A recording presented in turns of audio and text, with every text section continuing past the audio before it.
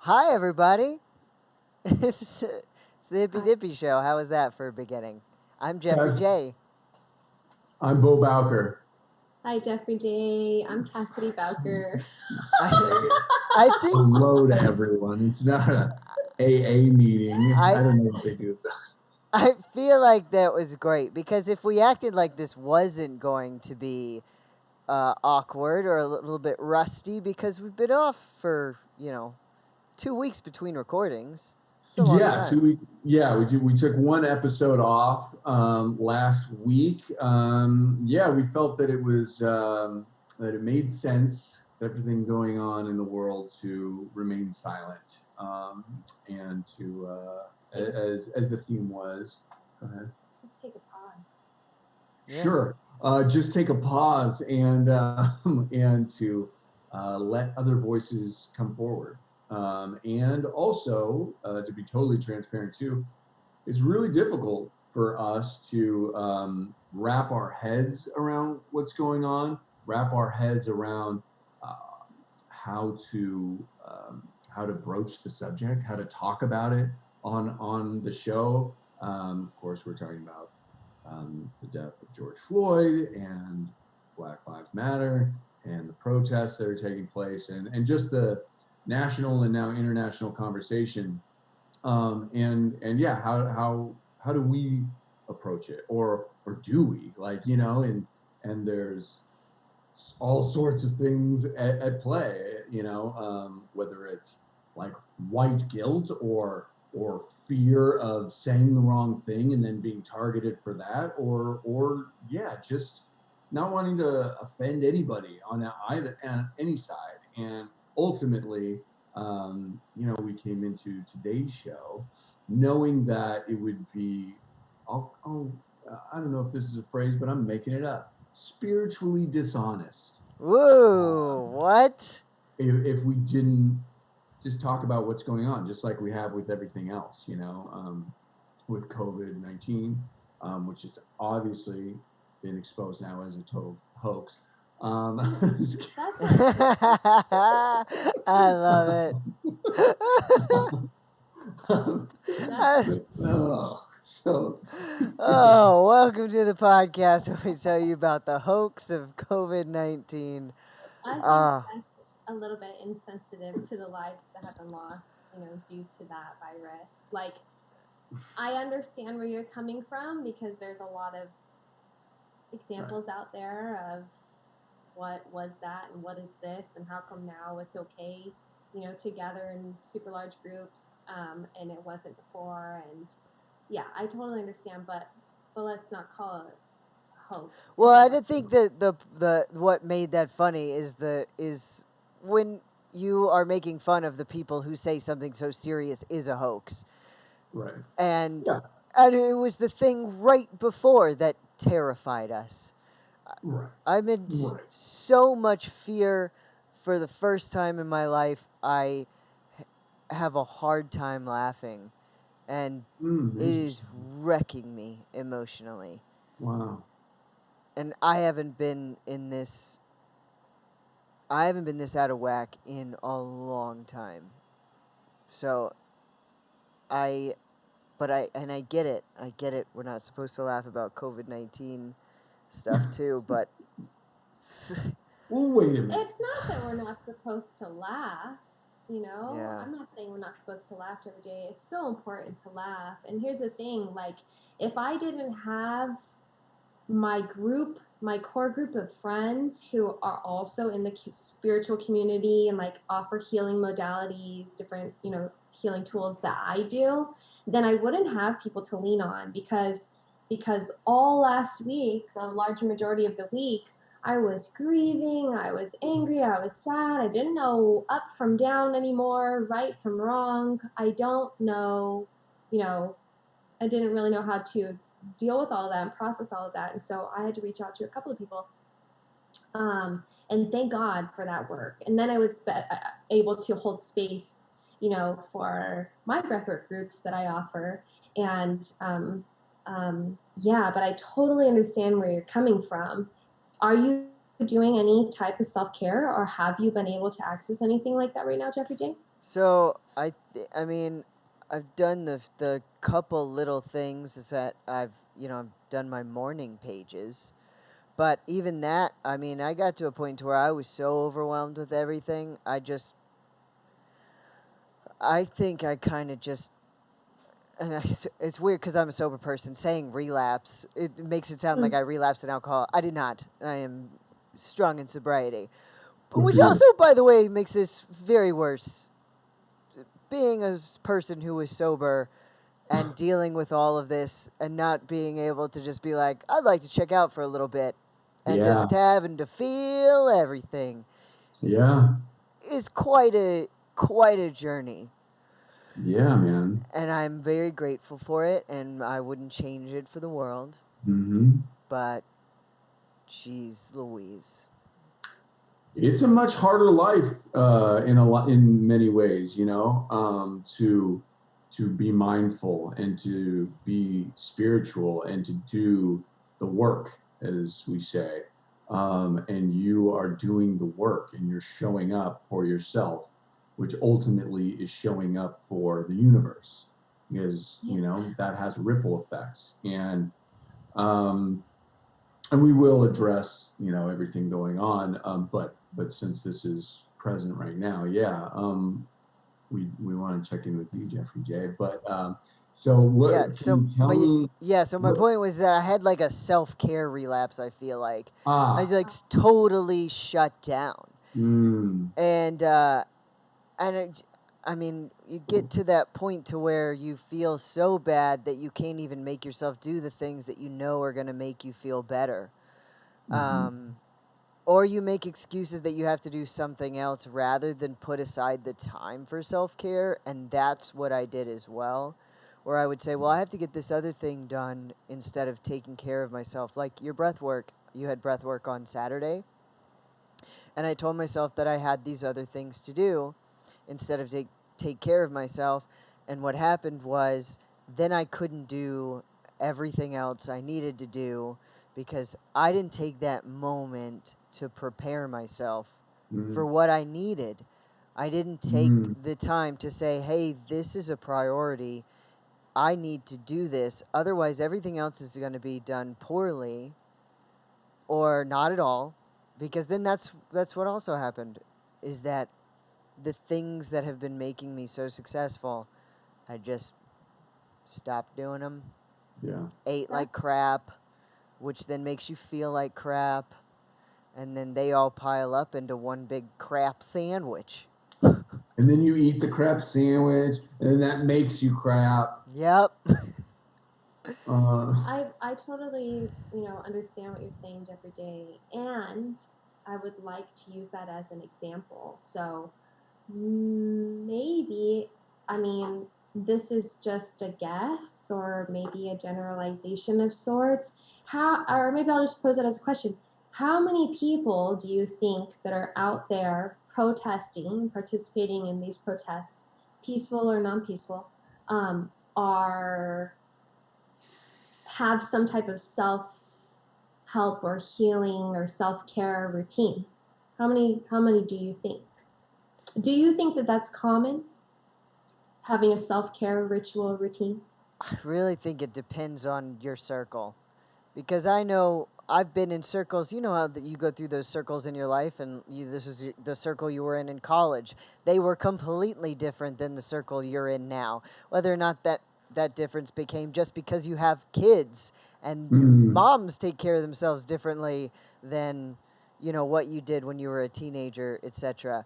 I've been in groups that were all about self-care, and then I've lived in times where we were all just about drinking or, making our paycheck. At this moment, I feel like a lot of people in my life know, talk, and think about self-care. And I do think that a lot of people who are going to protest do talk about self-care because they talk about feelings and effects things have on other people. And I think if you're that aware, then you are more aware of yourself and your own needs as well. Does that make sense? So, okay, cool. because we're guessing, right? Entirely guessing. We're guessing because we don't have statistics. We don't didn't take a poll. So because we're guessing, so I'll play into that hypothetical. Let's just say maybe it's 50-50, maybe it's a little bit higher, maybe it's like 60-40, 60% have some type of self-care ritual, maybe even 70-30. It really doesn't matter. I could bump those numbers up, I could bump those numbers down. My point is that it doesn't matter who you are. If you are in this type of community where you are spiritually aware, or mindful, or practice meditation or yoga, I'm seeing a lot of my friends, out protesting, but they're not pausing to take care of themselves. So it doesn't matter who you are, but look at the energy that you're putting out there. If you're just angry and tripped up and frustrated and sad, like you said, Jeffrey J., you don't even know how to navigate your everyday life. So what energy are you bringing to the table to promote a true change? What energy? I think it's confused. I think it's angry energy. I think it's hurt energy. So like everybody, let's take a collective step back and understand that it's okay to nurture yourself, to turn everything off for an hour or so, to take a bubble bath if that's what you do, to eat some good food, maybe order takeout if you need to, just rejuvenate in that way and stop working. It's okay. Breathe, meditate, do yoga, do breath work, smoke some pot, chill out. Seriously, you need to controversial. you need to do your body some. It is controversial because I don't love even it though. smoke that much anymore. Yeah. It's really hardly ever, But anyways, that's a different conversation for another day. Oh, you just admitted to it. There goes preschool. No, we have our own feelings about that. Actually, it's kind of like a band-aid. Oh. What can you really do with marijuana plant? But anyways, my point is that what energy you're putting out there. Yeah, we need to regroup and rejuvenate. Filling up your cup. Yeah. So that you can fill up others, and inspire others, I think is part of what you're saying. Yeah. Yeah, no, I love that. And also what I wanted to say too, Jeff, is like, you are awake. You, meaning that you are aware enough and self-aware enough that you catch yourself. You're watching. You've got the watcher inside of you that's like, I know what I just did. I know. Or after the fact, ooh, yeah. See, that was that moment where I was going to go this way with my day or this way, and I chose this way, and I did. And okay. And then sometimes I know I do this to myself. Like, I'll beat myself up. I'll be like, stupid. Like, why'd you do that? Like, well, just screw the rest of the day then, I guess. Screw the next 3 choices I make. Yeah. We're going down. And yeah. Because you have access to that part of your brain, Jeffrey J., or to that part of your being, your essence, really, that watcher, that observer, where you can separate and reflect, that makes you more inclined to feel. You're not numb. You're aware, right? No. And because you're a feeler, you're not numb.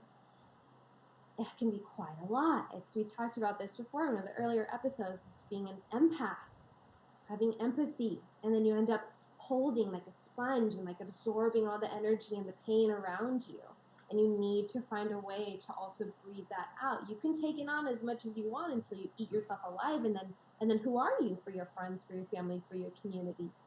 You're nothing anymore because you're full of discomfort and disease. That was really, really comforting. And then that last bit, I was like, you're filled with disease and the stench of death.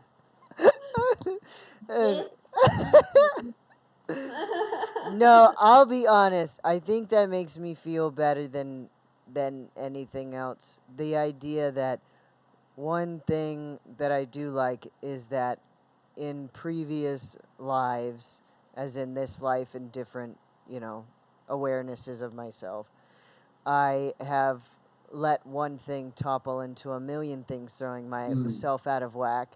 And now instead, I look at it and I say, well, I don't want to go back to any sort of old ways. And I think maybe that's why it's more painful when I see myself not doing my best. But I also think that it was really important, and these resets change you. And I think they make you look at the world differently and notice things you didn't notice before and discover things about yourself and learn about other people's pain, which I do think is a very nice thing to remember. Well, yes, and I totally agree with you, and that's really well said and beautiful sentiment. And so that was my question too, because we're saying how you feel, but we're not saying why you feel this way. And so I'd like to ask you generally, what is it that has you so, out of sorts, as you said, and I think I know part of the answer, but I'll wait to the end. Well, I'll say with the protests and with everything that happened, I I think it really affected me because so much stuff on I have a lot of people on my friends list, and I'm sure you all do too, who are therapists and people who are really involved with the Black Lives Matter movement, and people that really, and I have a lot of friends in the community, and so seeing it all was just so much, because then other things were being posted saying, like, either we don't want to hear your voice, and then the other half was saying, if you are not speaking up right now, we're watching you. Yeah. And so I'm getting these mixed signals and wanting to be so supportive for something that means so much to me, and I really feel and want to be there alongside, and not knowing what to do. And that Mhm. was scary and hard to deal with. And so I Mhm. think, and feeling so incredibly unsure of myself. Yeah. That's hard. Yeah. So, Absolutely. Absolutely. And then because we're all human and none of us have the answers, you're going to see those mixed messages all over the place. And the only thing that you can lean on right now is close down your eyes and to feel into your heart and see what's resonating with your heart. And again, if you're coming from a place of love, if you're trying to maybe even not trying to understand, like whatever is coming through that resonates with you, with the intention of fighting the good fight, right? Because I think I could speak for all of us and say right now that yes, Black Lives Matter, and we totally understand that movement, and we understand the illumination of a certain community right now. There is racism that happens all over this world, but right now we're bringing to light one aspect of racism, right? And that is happening in the Black community.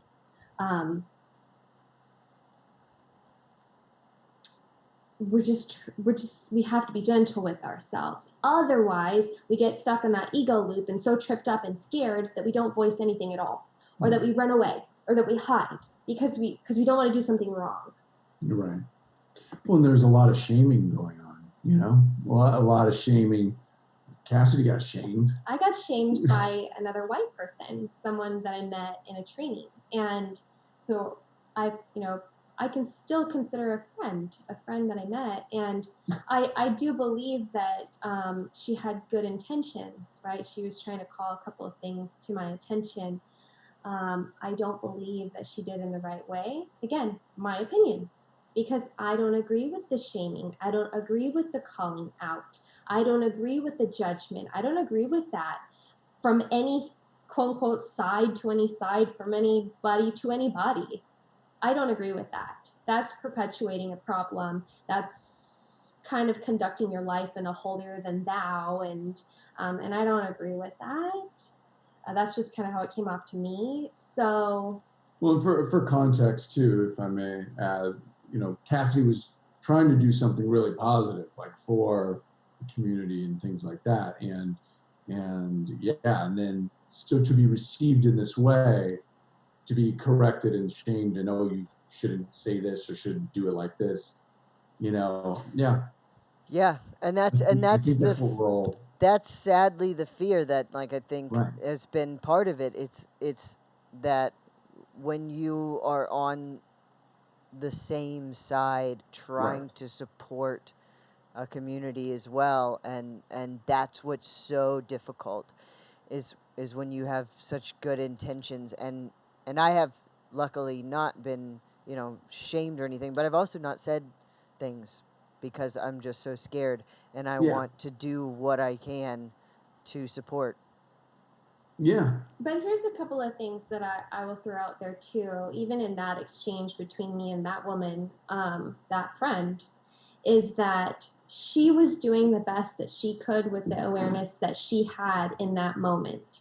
And she's just, again, trying to come from a place of love, or literally coming from a place of love within her own heart with the awareness that she has. And so thank God, that I'm mindful in this way, and I have done this work for quite some time now, that I understand, number one, whoa, what's this message coming to me from someone I haven't talked to in a really long time? Already I see that this is an opportunity, that I'm being gifted something, and this is going to be an opportunity for growth. Number two, it really tripped me up and hurt me deeply. So, okay, now I know for sure it's an opportunity for growth. Two ways: compassion, because I don't have to judge her for the way that she's approaching me. I can simply hold space for that. Again, I'm looking into the overall intention. The overall intention was for good, right? Whether I think it was right or wrong doesn't matter. Compassion. Number two, what is she revealing to me, that I'm clearly struggling with, that maybe I was bypassing in a sense and not allowing enough time to breathe and to face and to lean into. So honestly, I had no problem with what she said.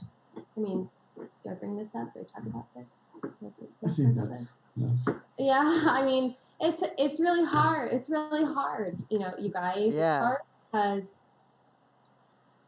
Well, that's interesting. I loved first of all where you were going with that. Like this, first of all, like the idea of just taking a moment to listen and accept it, especially too whenever somebody's coming at you, or telling you, well, this is right or this isn't right or whatever. We also have to remember that everyone else is feeling this way.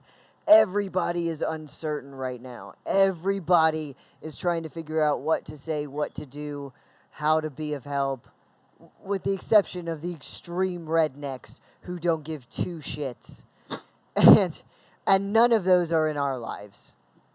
If they are, they're a family member that you can't get rid of. But I thought you were gonna. Well, I wouldn't even call them rednecks. Like, again, are we going to be aware of our language? Sorry, I'll call them racists. Yeah, I'm talking about the There we go. racists. There we go. I said redneck, but yeah, that's what I meant was racist. The racist people who don't give a shit about anything that's going on and that are set in their ways. And being from Texas, those people were absolutely in my life at some point, and they're terrifying. So yeah, but yeah, good point. That's a good point. Yeah, I said rednecks, and I don't know what that would encompass without the racism part. But I'm sure that there's like some definition where someone's like, "Oh, I'm a redneck, but I'm not a racist." Yeah, sure. That's probably a bumper That's sticker. possible. Sure, yeah. I think that's possible. That would be a great bumper sticker. Yeah. I'm a redneck, but I'm not a racist. Let me ask you this, Jeffrey. Can you love racists? No. I thought I could at some point, but there are certain things I can hope and want for their lives to be different, but there are certain things in my life. If you think trans people should die, if you support the murder of anyone in a community, then I hope they change, but I don't think I can reserve love for them. Maybe that's wrong. Well, so what I would like to say, I think about all this is, well, first, before we get into this a little bit more deeply, let's all, if you're listening, hopefully you are, take a deep breath and just close down your eyes, take a deep breath, and just let it out. And know that we're not trying to wrap our heads around all this. We're trying to wrap our hearts around all of this and come from a place of love. And yeah, and I would also like to preface all of the rest of the show and whatever preceded it too is like, this is just our experience. You know, we're not speaking on behalf of all white people, and we're sure as hell not speaking on behalf of all black people. We're not speaking on behalf of anybody. This is just our experiences, and even when I'm about to say, it's not on behalf of anybody other than myself. And but on behalf of the show, in our address of this whole, it's difficult because I want to call it a tragedy, because obviously the loss of George Floyd's life is a tragedy. At the same time, I think it has spurred something really powerful. And again, as we all always talk about, the duality, right? It can be both. It's a tragedy, and this moment, what has been spurred is a blessing. That's not to say that everything that's going on in the world feels good or is comfortable or is not scary. It doesn't mean any of that. What it means is, I think this feels different. I think this feels different for everyone. I will say, I know that this has been different for me. This has been different from other tragedies that are similar.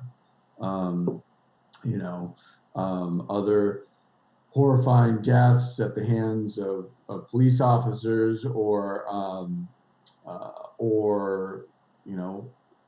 whatever national tragedy it's been, whatever racial progress has been forged in moments that have arisen in the past. This one feels very different for me.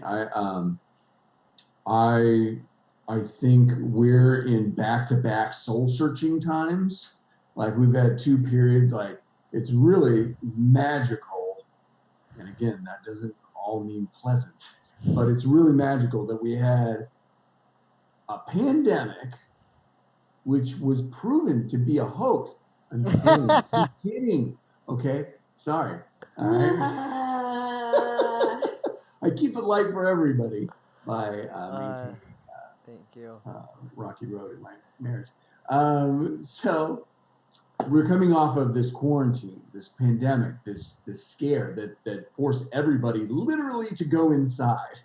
And I think for many of us, caused us to go looking internally, right? And as we've spoken about in the past, there's so many people that have gone inward, found new ideas and new talents and new ways to spend their time and new ways of prioritizing, and found more self-care, found better health during a pandemic by choosing to eat better and do, exercise more and do better for themselves. And then we face this, like 2 weeks later, everybody went to the beach, and then, like, it's over. And then 2 weeks later, there's protesting and riots and outrage and fear and deep, not even hundreds of years, thousands of years of sorrow that are coming to the surface, and this is part of the universe. Is we're all connected, and that's my belief, and this is not just for the advancement of Black people, for the preservation of Black people. it is for all of us. And in that, we're all moving forward. We're all understanding better. And for me, I will say, like, I've felt more empathy. I've had moments of breath work and deep meditation where my heart went there and felt the hurt and the sadness, you know, and being scared. And yeah, I can say that I felt that, and I cried, and it was a moment, and it was just a moment in that is not my experience. I have a different life. I was born into a different body, but that doesn't mean that I can't empathize and support and hold space for our Black brothers and sisters, like, you know, because that's the thing. And I don't say that like, you know, brothers and sisters. I mean, you know, because they're Black. I mean, everybody in our human family. in our human Yeah. family, they are our brothers and sisters. And, you know, we've had people in our lives that have said things like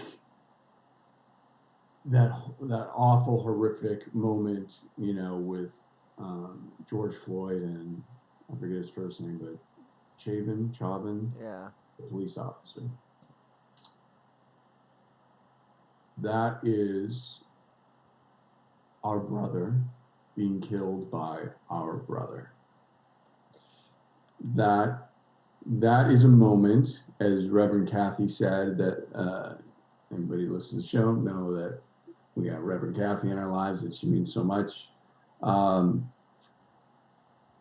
That is, and I'm misquoting her, I know I am, sorry, Reverend Kathy, but it was a moment where our brothers forgot. They forgot what they are and who they are.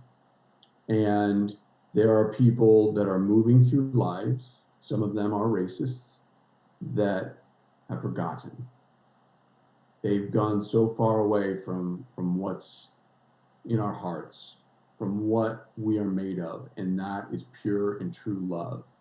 And there is so much going on right now that is sad and violent, and again, scary, and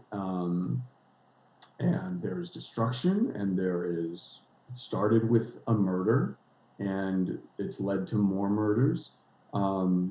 It's also, of course, led to some beautiful, peaceful protests and expressions. And there has been so much good, and I do want to highlight that, of course.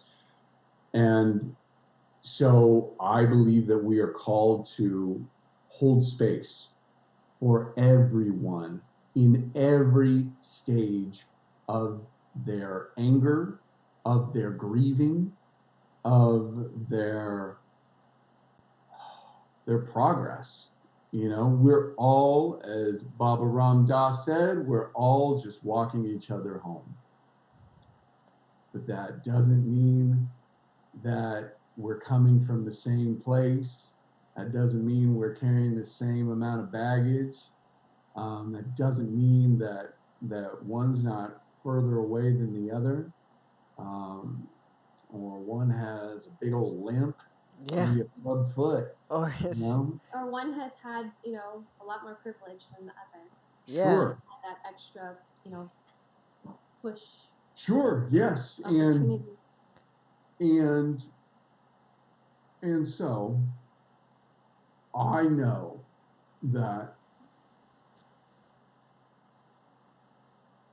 the way through this, the way that we keep going forward, the way that we get to the end of it, right? If that's a thing, right?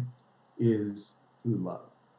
Is through absolute pure love of spirit. And again, that doesn't mean that we don't get to rage, and we don't get to be so mad, and we don't get to act out in this way or any of that, right? Because that's been something that was so difficult for me at first, was like going online on Facebook, for example, and seeing racism be met with more racism, like back and forth, like this, like it's a tennis match of like, hey, look at those racist people. You know, the thing about those people is like, you know, and so seeing this like just perpetual swinging back and forth of hate and yeah, and that's, I'm willing to accept that that's all part of the process. But the end game and the end goal is going to be love, and that's the thing that I think is I think that's how we do it. Like, and I'm not saying like, oh, I've got the answers, but what I'm saying is I am inviting everyone that's listening to this and the three of us here to just continue to be love in yourself. Because that, as I said earlier, that is what's going to send these ripple effects. And that is what is going to affect change, because it's going to lead to you bringing that to all your relationships with people of every race and every background and everything. And I'm sure you want to chime in, but and I do have some things to share that I gathered. Cassidy's giving me, she's trying to be secret, but she's giving me the wrap it up sign, because she has to go. Down here. Oh. She's twirling my pubes. Sorry. She does in the bedroom too when you know it's time to wrap it up. But I was able to take part yesterday in a container with Sacred Sons, who I've talked about before, have made a world of difference in my life, and they're continuing to do that, and in a really powerful way. And so they set up a call. They're always on the spot with all that's going on. They set up a call to amplify Black and people of color and Indigenous people's voices, and to bring in allies. And I was very happy to sit in on that and just listen and hold space for everybody. And yeah, so there's some incredible men that joined us, and I'm not going to be able to give direct quotes. Number one, I don't even know if I'm allowed to do that. I don't want to violate anybody's sanctity, yeah. But some of the things that were said by these men were really powerful and really resounding for me. And I think that they're helpful for anybody listening. I hope so. Because these are men, you know, these are people that do the work, and they're going through it, and they're really going through this, you know, because as much as we can say that we empathize and we feel and all that stuff, and we do, and that needs to, you know, be accepted as well, I do believe.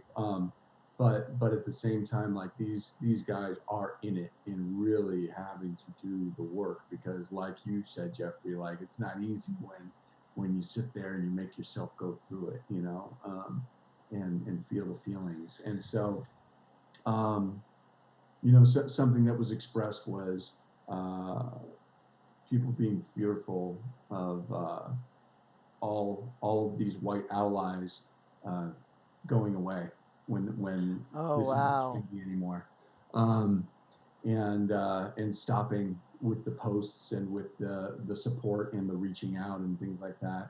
And so, you know, my invitation to that is to, you know, I hope that everybody listening to this, that this has hit them in a major way, that this huge moment in time, and keep loving, keep focusing on love, keep focusing on showing up for all of your soul family, and that means everybody, and holding space for everybody, and keep doing that, and including yourself. Yes, exactly. Well, it starts with yourself, you know. Another thing that somebody said was, this is not new, you know. This is what's happening now, and this is the biggest thing in our lifetimes, for many of us, but this is not new. And to combine that with something that somebody else said, basically, this is not only is this not new, but this has been happening for thousands of years. The Romans, when they went anywhere, they didn't just conquer people, they enslaved them. And when, you know, oh God, and he had the most beautiful point too. It was about when the Europeans came over to the Americas, and they brought slavery and you know, did what they did to the natives here. They were coming to free themselves, but and again, this is something that I'm paraphrasing, they were coming to free themselves, but they never healed from what they experienced, from their experience of being dominated and being under power, right? And so when they came here, they didn't know anything else.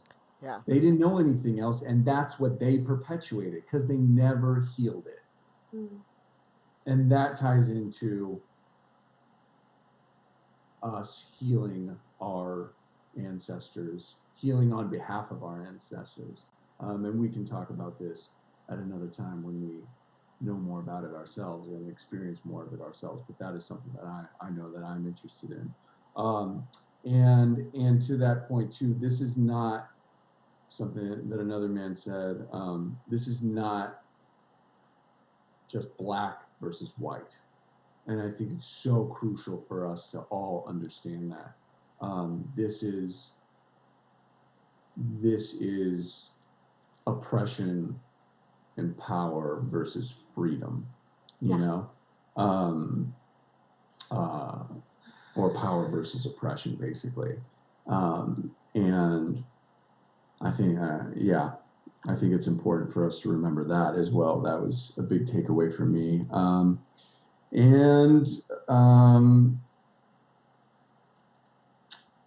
You know, if you are a member of a marginalized group, bring them into your places of spirituality, of your places of community.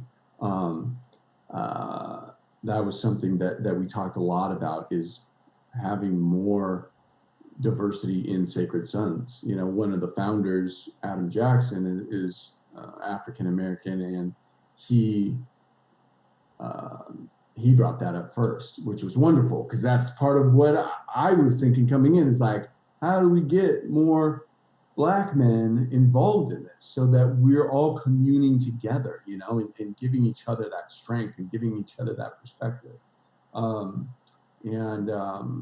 You know, why do, when, you know, some of the men were explaining that when they do come into a space like that, like a Zoom call, right?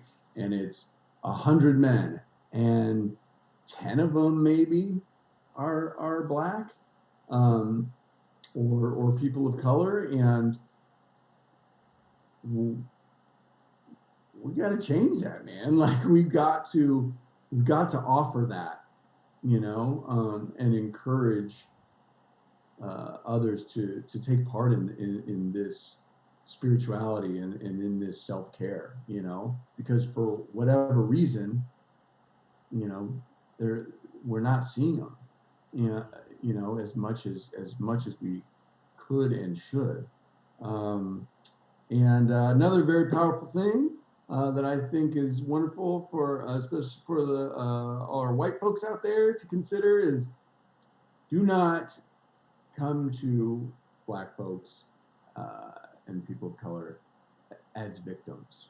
Don't bring them that energy, treating them as victims. Because as this man said yesterday, we are not victims. And I, for one, I don't want to ever make anybody, I don't want to put that on anybody, you know? So to come, you know, if you're coming with your I'm sorry's and things like that, like, for me, I certainly understand that you're trying to come from a good place. At the same time, I also understand that idea that, like, you know, it may promote like, oh, are you just trying to rinse off your white guilt and feel better, and you know, or whatever. And look, I'm sure most of the time that's not the case. But if you, I would say, if you have any of that in your heart, I would clear that out before you go and reach out to your Black family, you know. And yeah, those were some of the amazing nuggets that I got yesterday. And overall, I mean, other than that, it was, there's no way around this. We got to move through it, because otherwise this is going to keep coming up. And ultimately, while all feelings are valid and all experiences are valid, absolutely, it's going to come back to love, you know, in unity. And that doesn't mean that we can't be conflicted during it. And our ego is going to tell us, like, no, bullshit. I'm pissed off. I'm mad at people that are like this. And of course, and we can have that. But at the end of the day, we got to bring it back and come back to love, and knowing that is the only way. And we're all just a bunch of beautiful spirits and expressions of spirit in different bodies, in different forms. And so there's so many, you know, things that we want to talk about, and we can, and but you know, let's try to come to a conclusion here in this hour, in this time. So what Bo's sort of saying, and this is the work that comes in, and I liked that question that you asked, Jeffrey J, of can you love a racist? Can you, maybe not love, right? Because it's in levels. You asked me right off the bat, can I love someone who, listen, I'm gonna put this out there as an example. I experienced sexual trauma in my life, okay? Can I love that person who wounded me in that way, who abused me in that way? And so, love? No, I can't, right? Maybe I'm not there yet. It comes in stages. Can you hold space for that person? And then maybe you take it up another notch. Can you find compassion? Can you like begin to accept and try to understand them, you know, where they're at, and how, yes, they're just moving and working off of the awareness that they've grown up with, that they've been given. And then take it, you know, keep going up those levels until you can finally find a love for that person and understand that they are just expressing love in the only way that they know how to, in the way that they have been conditioned to think is right and proper, right? Because I guarantee you that baby wasn't born just thinking that was the God honest truth. That baby was conditioned over the course of its lifetime, right? To think those thoughts. That's my other bumper sticker. There are no racist babies. So there's that. So in yoga, okay, in meditation, in Buddhism, there is this specific meditation. It's called the Metta Meditation, METTA. It's a loving kindness meditation. And so in this meditation, basically, the intention is it's a compassion practice, right? We're trying to lean into benevolence and spread benevolence. And so how do we do that? By first embodying it and applying it to yourself, okay? Because you cannot have compassion for yourself if you cannot breathe that loving kindness, then how could I even possibly apply that to somebody else? It would be this half-assed, phony version, a superficial version. So in this prayer, and there's so many different, adaptations of this prayer, you're grounding within yourself. And we could try it right now, actually, to close out, if you guys feel complete in your shares, and if you want to join me in this and try it on, right? This is all that we ask ever. And this is compassion, right? Just try it on for a second. If you don't like it at the end, set it aside. So maybe take a deep breath wherever you are. If it is safe for you to close down your eyes, go ahead and do so. If you don't feel quite comfortable, if you're a little too active in your energy to close down your eyes, that's okay too. Look out around you and find a focus point, something to rest your gaze on, okay? We take a deep breath. And first and foremost, we address and acknowledge ourself. Maybe take one hand to your heart. May I be filled with loving kindness. May I be well. May I be safe, peaceful, and at ease. May I be happy.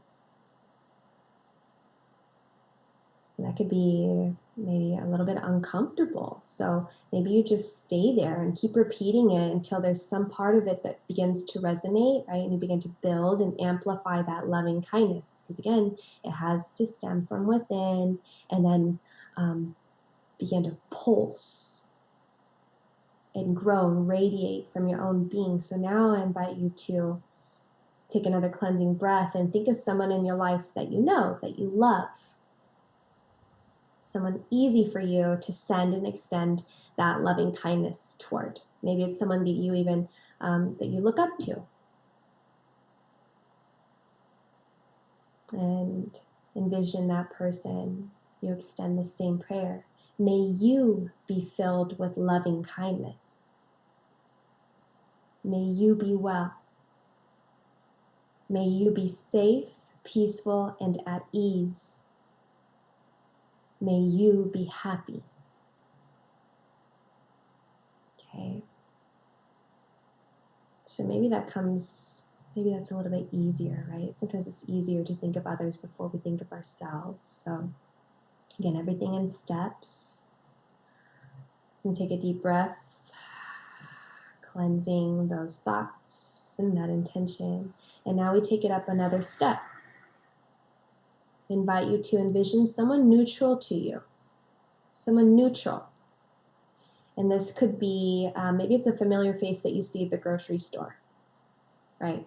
Someone that you don't really know. You don't know their personal views. Maybe, we live in an apartment community. Maybe it's a face that we see. It could even just be the window directly across from us, right? I know that face, but I don't know anything about that person.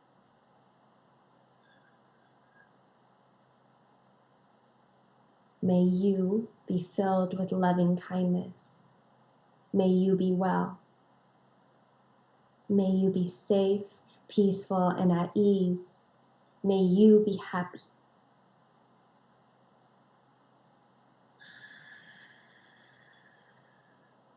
And take a deep breath there. Fill up, belly, heart, expand, and big sigh.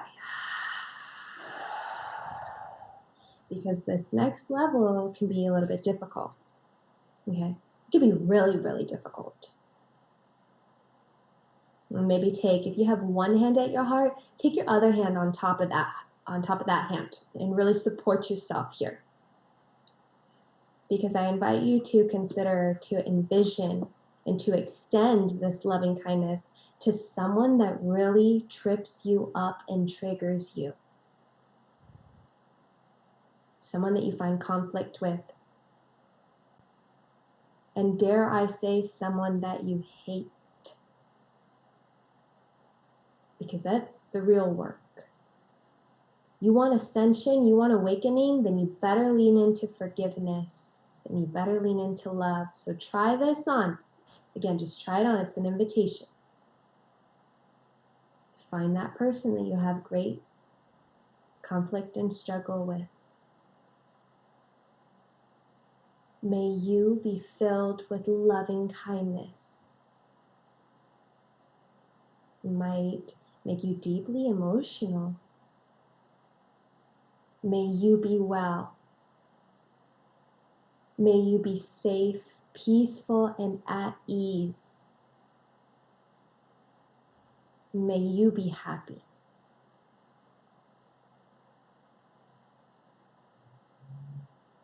And if for whatever reason this is too difficult, right? And I completely understand, because it is really difficult for me. I'm fighting back the emotion as I'm saying it right now. It's very difficult. It's not easy at all.